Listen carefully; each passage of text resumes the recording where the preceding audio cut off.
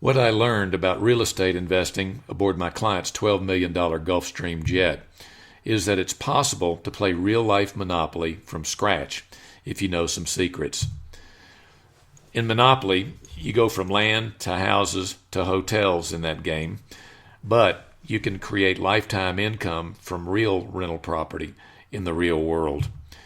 Hi, this is Scott Tonges. I'm creator of a cash cow real estate investing plan, and welcome to the Income Property Summary today. What I'm going to do today is share with you some revelations that came about due to my malady I call my real estate career attention deficit disorder. And how that works is that for 39 years I spent brokering apartment buildings, office buildings, shopping centers, warehouses, hotels, and motels. I spent about 4 to 7 years focused on each of these income property types, one after the other. So that was my attention deficit disorder. And due to some matters out of my control, I ended up building a 100-employee commercial property management firm operating in 5 cities. But that was a result of the oil bust in Houston in the early 80s. But it also includes my personal investing, so long as I had zero risk to start.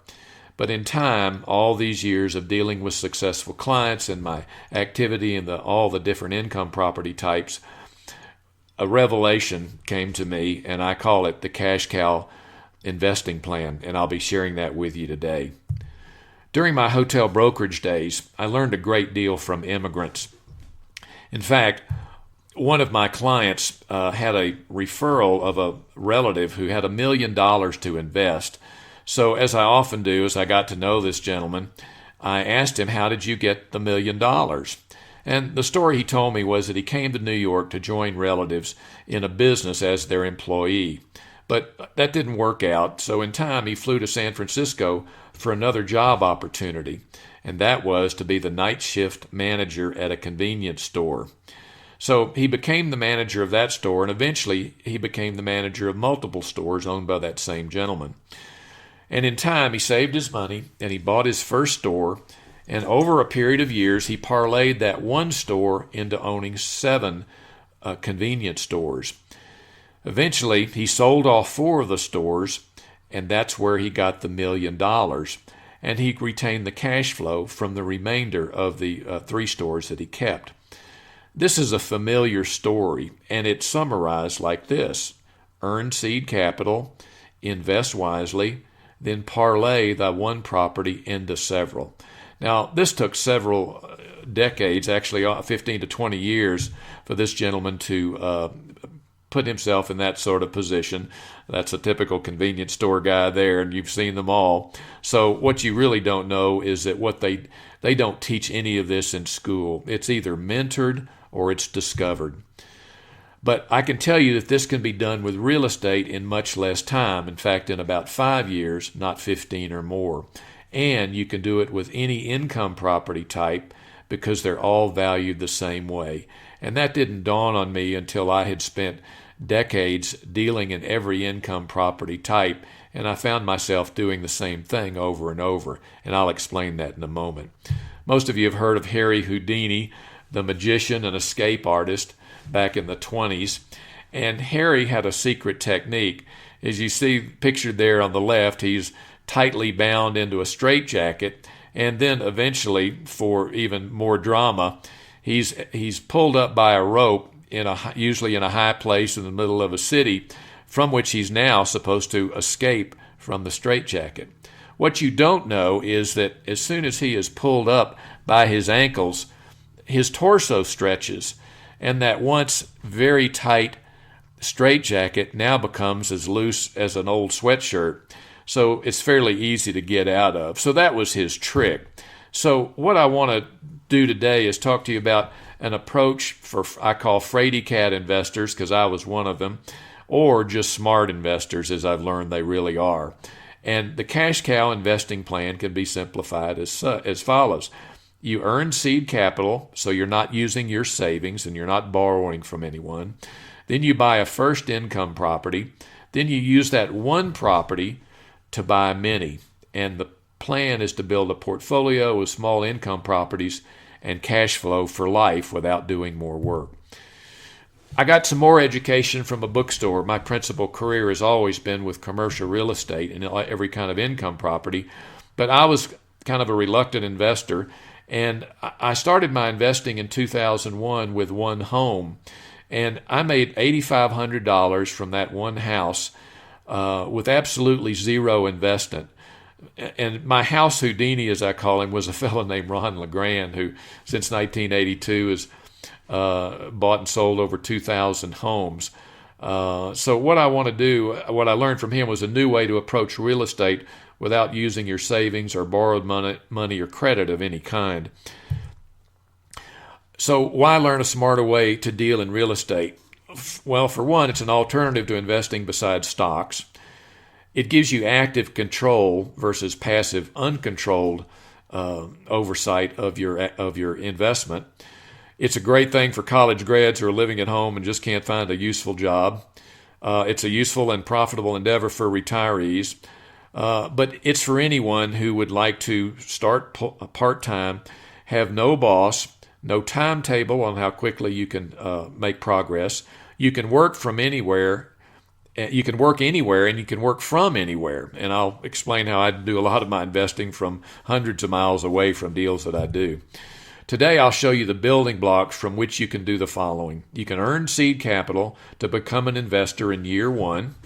Then you buy one income property per year for the next 4 years to accumulate $250,000 or more in cash in the bank, $75,000 or more in annual income from your properties, and $1 million or more in net worth from your property equities.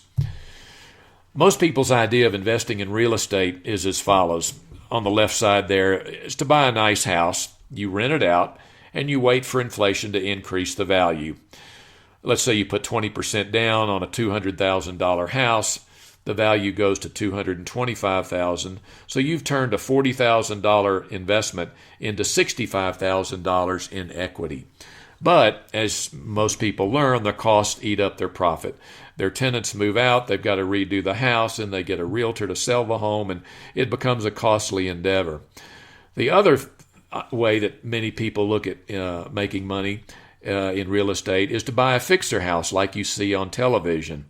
The untold story, though, is that these folks who you see on TV make lots of offers, and I mean 20, 25, 30 offers just to find one deal that fits a very specific formula. So what you see is the easy part. The secret is to buy it right, and typically that's to buy that home for about 65% of the after repaired value, and then from that you have to subtract the fix-up cost. So a $200,000 after repaired value home you buy for 65% of that, or $130,000, then you subtract, let's say, $35,000 in fix-up costs. So you've got to buy that for $95,000. Now you have an opportunity to make $79,000, but there's some cost involved that eats a little of that. But that's a lot of money to do on a single deal. But this is very competitive. There are groups that do this. There are virtually companies that are doing this sort of thing. When there's that sort of money on the line, it's a little difficult for a guy doing a deal here or there part-time to get into that game. So another way to make money from a fixer home, or what my guru Ron calls the ugly house business, is to contract to buy the house, let's say for the $95,000. Then you sell that contract for $5,000 or more to a rehabber. This is called wholesaling. The other way is what Ron calls the pretty house business. This is one I really learned and took to heart. One way is to do it with a lease option. Now, there's more than one, but this is the one I became very interested in. Here's the situation as an example. Let's say an owner has a home that he wants to sell. The value is somewhere between $210,000 and $235,000. He owns about $195,000, so he's probably not using a realtor to sell his house. He's typically moved, and his main concern is that now he's got a new house, but the old house he's trying to sell or rent or do whatever he can do, he's got like a $1,250 a month payment. But he has a new home and he's got 2 payments. So he's looking for an out, mainly relief on that debt. So what you do would be to offer to lease option the home from the owner, and let's say you decide that you agree with him that you want to buy it for $215,000 with a $1,000 option fee that he can keep, and then you have the right to sublet it to a tenant buyer. So you can do two things now. You can offer to lease option the house to a tenant buyer, and their price is $235,000. You require an option fee from that tenant buyer, and that reduces his price if he does eventually buy. So at the end, the balance at the end sale that's due you from the tenant buyer is $230,000. You owe the owner of the house from whom you've lease optioned it $214,000. So potentially during the next year or two, when your tenant buyer buys the house, you stand to make a $16,000 profit at the end. You got a $4,000 profit up front when you paid the owner $1,000 as an option fee and got $5,000 from the tenant buyer. So that's a $20,000 profit, and if you do it right, you've got a monthly cash flow over what you pay the owner for the rent that you're getting from your tenant buyer. Another way to do this is to set that. Once you've set this up, you could assign this deal. In other words, the $215,000 deal that you've worked out with the seller to lease option, you could just assign that to a tenant buyer for, let's say, $219,000. He gives you $4,000 for that situation, and you could assign this to that tenant buyer, and you keep the $4,000 and walk away. So you've got no risk there, and the only other risk you had if you sandwich yourself in between was a one-year lease. So you set up an opportunity to either sandwich yourself in between the owner and the tenant, the end tenant buyer, for a $20,000 profit, or you could assign this situation for a quick $4,000 or more profit. I did enough of these. They were all sandwich deals that I wrote a book called How to Turn One $2,500 Investment into $500,000 in 3 to 5 years Leasing Homes. What I did learn was that tenant buyers are different. At one time I had 12 homes. I got one phone call in 1 year. What's even more important is that I did all of this from 200 miles away. And what if they don't buy? Well, you offer the house to another tenant buyer and collect another option fee. So that's one area of real estate investing that most people aren't aware of or don't know, but in fact there's many. There are multiple ways to make money in real estate that don't involve directly buying the house or buying it with a bank. In fact, with an option, there's no bank involved. With a lease option, there's no bank. With a seller finance property, there's no bank. Wholesaling a property, there's certainly no banks. And an assignment of a transaction, there's no banks. And upon upgrade and reposition and refinance, depending on how you structure the deal, you can get non-recourse financing. So this may all be a bit of a mystery to you, and I understand that, but let me go a little bit further because I wanted to give you basics today. These concepts apply to commercial deals, but when I say commercial real estate, I want you to think small. We're not talking about big shopping centers with supermarkets or name brand retail outlets or huge warehouses or big apartment buildings. That's out of the thinking of most investors, especially investors that make this as a side business. So we're not talking about big deals, but small properties, but there are big profits there. So we're talking about retail deals that have small buildings, a small warehouse, a small office building, a small apartment. So why learn about income properties? Well, for one, there's greater opportunities. Number two, there's a larger profit potential than there are typically with homes. Most of the end buyers that you deal with will be cash buyers.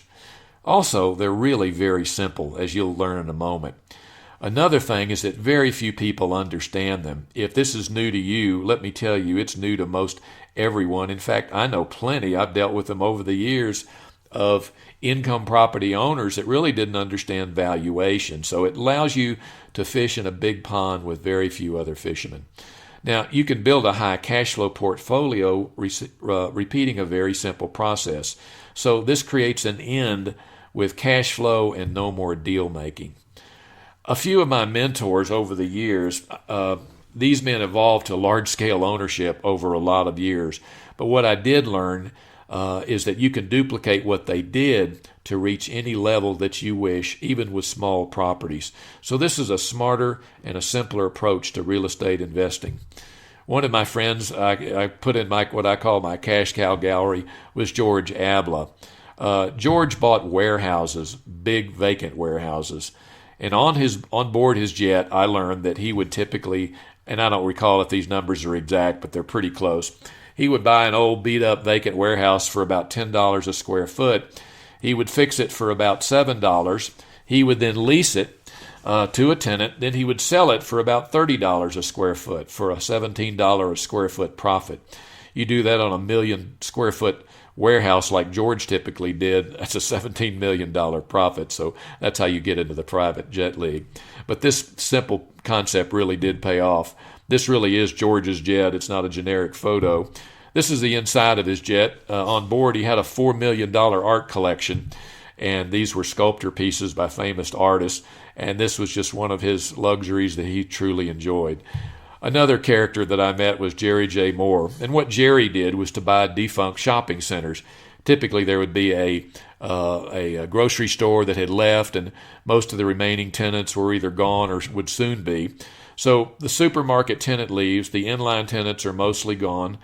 Jerry would then buy these centers for pennies on the dollar because to, let's say, the lender that got this back, the value was unknown to most people. So his Houdini trick was to add new tenants, creating value, but he had those lined up, as I explain in one of my books. These profits allowed Jerry to build a home like this. Yes, that's really Jerry's home with a 24-car garage. And his car collection included 22 collector Ferraris and over 200 Duesenbergs and Rolls-Royce. It was the largest collection of its kind in the world, and these cars are still on display at a museum in Houston. At one time, during the time I was active in helping Jerry buy centers, he sold part of his real estate holdings for $125 million cash. Another good client of mine was Darby Suter. Darby, I helped him grow from about 120 units to 760 units of apartments. He had a special target tenant market that he went after, but his apartments cash flow was so great that he didn't know where to invest it, so he bought houses.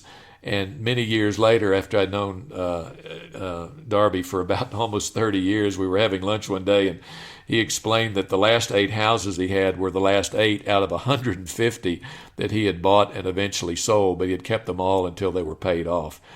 When he passed away, I learned from his attorney, his estate attorney, that he left $50 million in liquid assets. Now, it's not about their stuff. We're not showing off people's stuff here.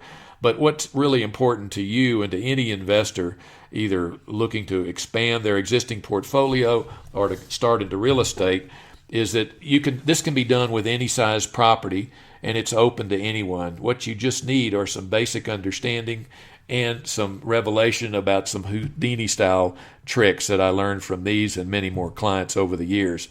So if you learn exactly what the most successful income property investors do, you can indeed start small. You can earn seed capital without risk. You can invest in your first income property, and you can use that one property to parlay into a high cash flow portfolio. This is real life monopoly. So income property capitalization multiplies your efforts. This does not work with houses. As an example, a $100 a month increase in revenue or decrease in expense goes to the bottom line, or what they call the net operating income. So a $100 increase over a year would be per month over a year would be $1,200 per year. But the capitalization rate, which I'll explain in a moment, that capitalized value at say 8.5%, that's worth $14,117 in new value. So you've converted a $100 a month increase in net income to $14,117 in new value. You can only do this with income properties. And let me explain real quickly the income property foundation formula. Typically, on an annual basis, you are looking at any income property. You have income less expense is net operating income, and from that, most investors leverage their deals by getting a loan, so they pay a debt service or a mortgage payment.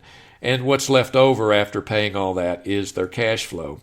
So in real life, as an example, you look at a gross potential income of $1 million. That's if all the tenants paid their rent, or the tenant. But there's a vacancy and collection loss typically figured in. Let's say that's $60,000. So the effective gross income is $940, less annual expenses of $600,000. That leaves the net operating income of $340,000 a year. Now I put a bold arrow there. Debt service comes below that, and then cash flow beyond that. But the $340,000 is the key figure in every income property type that lets you establish value, and that's where a cap rate comes in. Now, capitalization rates at any given point in time might vary a point or 2 points spread, depending on the type of property and depending on the current mortgage lending rates, that sort of thing. And you can learn more about that in one of my books. But the net operating income capitalization rate, using this example of 340, the cap rate is merely the all-cash return that one would receive on an annual basis, the net operating income, based on what you pay for the property. So as an example, if somebody wanted an 8% return on their investment and that $340,000 net operating income represented that return, they would pay $4,250,000 for that property. If they would agree to a lower return, a 7% return, and that's certainly what the seller would rather sell it for. He'd rather sell it for $4,800,000. You see in the middle column there, middle row, and $4,800,000. But if he could only had to offer a 9% return to an outside investor, that would be a $3,700,000 value. So you see right there, there's $1 million spread in values just with a 2% differential, the difference in a 7 and a 9 cap rate. So that's really what it is, and that's the bottom line. And again, you'll learn more about cap rates in my books, but capitalization is only useful when the property has good occupancy and in good repair. The use of it falls apart if the property is under rented, has low occupancy, or is in poor condition, or any combination. This is the opportunity for the cash cow investor. Now, let me explain something, because a lot of people look at apartments and shopping centers and think they're all very unique properties. But in reality, all income properties are reviewed the same. Without bothering to look at if you look at the columns there, there's apartment, office building, shopping center, warehouse, motel, and hotel. And while each of them have their own group of categories for areas of income, they all will have a similar group of categories for basic expenses. And then there's also some expenses unique to each property type. However, if you look at the far left of that column, you see income, expense, and then the bottom line, net operating income. And in truth, they're all the same. So the cash cow investing plan, all of these lessons I have merged and I've simplified so that you can earn seed capital without cash, credit, or risk. You can then invest in a first income property, which you upgrade and refinance. And you can use one of those properties to do the same thing and finance others for lifetime income. Let me give you some real world examples. Not long ago, I found a vacant fourplex 200 miles from where I live. And it was completely vacant, and it was on the market in MLS through a residential realtor. I found it on the market. It was vacant. It was offered at $150,000. It had been in MLS for 6 weeks. That's the multiple listing service. It was a short sale, meaning it was being offered, though the owner still owned it, it was being offered for less than what she owed.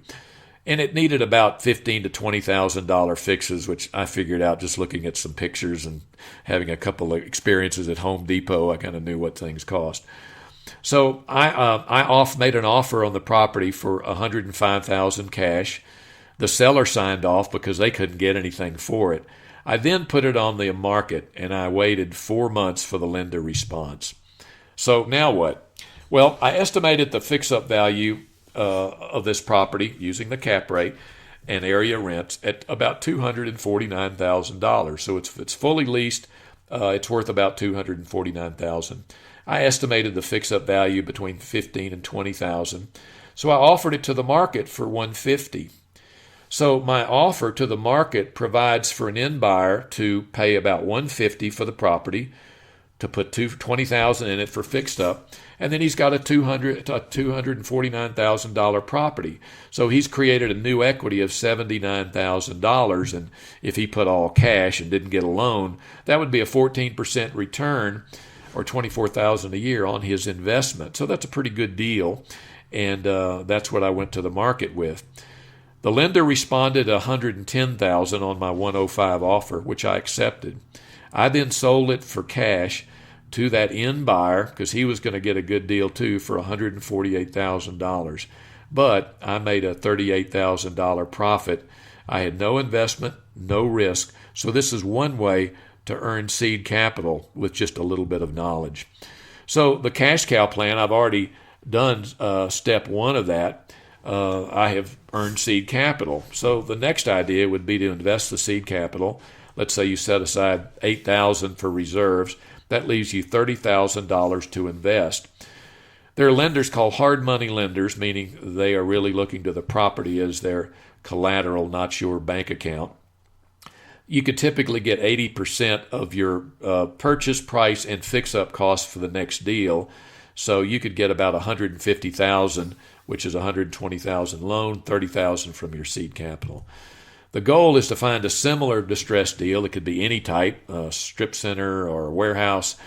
Create an end value. I'm just using the same numbers as if you bought the same type of property. Then you invest the $150,000. You buy it, you fix it up, you refinance it, and then you can, when you refinance, you not only pull out the money to repay your lender, you pull out your invested capital and part of your profit. In this example, and there's more details that I'll tell you where to look, is $75,411 to reinvest, and you still own this new property with the $66,288 per year cash flow. Now your next step is to parlay the $75,411 into your next keeper property. So a 5-year plan, if you bought, let's say, a couple of, or if you did a couple of seed capital deals in year one, $38,000, let's say, like I did on that fourplex times 2 in year one, you've got $76,000 in seed capital. Then you buy your first turnaround deal, buy one per year during years 2 through 5. At the end of year 5, you'd have about $75,000 in passive annual cash flow, a little over $300,000 in the bank, and a net worth on your portfolio of $1.1 million. So that's a pretty good endeavor with one property per year. Let me tell you about triple net properties. The reason is I don't want you to assume that you've just got to find old beat up properties in order to make seed capital. Triple net properties you see everywhere. Retail properties, a lot of them that you see every day driving around, are actually owned by investors. Not all, but many are. And these are name brand companies like Walgreens, Home Depot, Dollar General, AutoZone. In fact, you can buy a U.S. post office and the government will lease it back from you. But in truth, anybody can do that. Consider these a one-tenant income property. And you don't need to jump into a Starbucks type property or a complex multi-tenant property, even though they're not hard. But anyone can sell a building they own and occupy, then lease it back. So the owner he sells the property and becomes the tenant and pays rent.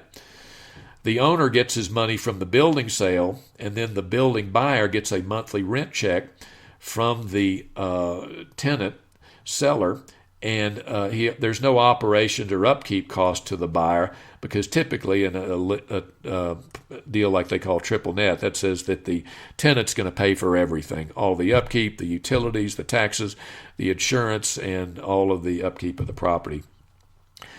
But you could create a triple net deal for seed capital, and let me explain the deal I did. It was a defaulted medical office condo. The doctors owed about $885,000 on it.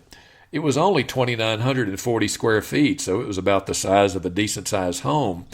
But the doctors were about to lose the building to foreclosure. The downturn in the economy, they had a lot of elective procedures which people weren't paying for, so that got them into trouble. And this was a beautiful building. There's a picture of the condo. There's the interior of their suite. And so this is really a nice property. All I did was determine that the market rents, and there's a source for that that's publicly available and free, that was about $18 a square foot, triple net, meaning that $18, so long as the tenant paid all the costs, taxes, insurance, and upkeep. He would pay about $18 a square foot per year. So I merely multiplied that times the square footage in the property. That was $52,980 a year. So that means they would be paying about $4,400 a month in rent, which is a lot less than they were paying for their mortgage. So that's what the building should lease for. So I determined that if an investor buys this building, he'd want about a 9% return. I knew the annual market rent I determined was about $52,000, so I merely divided $52,980 by 0.09. That gave me a $589 value. So, in short, if the investor pays $589 for the building, he gets a 9% annual return on his investment from the doctor's rent, and they got a lease for 10 years. So, and the doctors got to keep their location and reduce the cost if all worked out. Well, I contracted to buy the building for a little less than my projected value. I put it on loopnet.com, which is a national free MLS site for commercial properties. Within 4 days, I got a full price cash offer, including a $50,000 earnest money deposit. I'd put up nothing, by the way. The buyer was a real estate broker, an investor, and attorney out of San Francisco. Eventually, we worked out a deal because I didn't want to own the 9% yield building. So the buyer paid me $25,000 to assign this deal to him. I invested zero. I never saw the property or met the seller or buyer. And the doctors got to keep their practice in the building. They've got a 10-year lease with an opportunity to renew it for years to come. So this was distance investing. So when you're doing seed capital deals, a visit's not required to earn seed capital. When you're buying for yourself at a distance, you can use research, brokers, new technology, and even hourly help to run operations at a distance. But in short, what I've shown you here is just 2 deals in which I had no investment, a fourplex in which I made $38,000, an office condo for $25,000, little deals, by the way. So I put together $63,000 in seed capital. So what next? Now I know I've covered a lot of ground here and you may have a lot more questions. So I have something free to offer you. There's a free email series that I've created, which you can learn details on some of the deals I've just showed you and a lot more, some of the Houdini type secrets. Just go to cashcowrealtyacademy.com, or if you're at that site now, just click on the area with your name and email and you'll begin the series free. There's no obligation. If you really want to learn a little bit more quickly, I suggest you start with one of my books. There's 3 on Amazon.com, and I've just published a new book which gets into a lot of more detail of what I've just shown you and shows you how this plan comes together. It's called Start With Nothing, and that's on Amazon. Thanks for watching, and here's to your success.